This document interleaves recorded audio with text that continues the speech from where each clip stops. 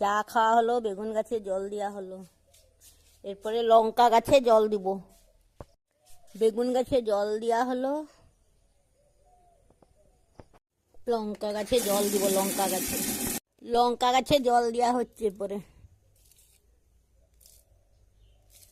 তো বাড়ির ভিতর লঙ্কা গাছে জল দেওয়া হচ্ছে, লঙ্কা গাছে জল দিচ্ছি,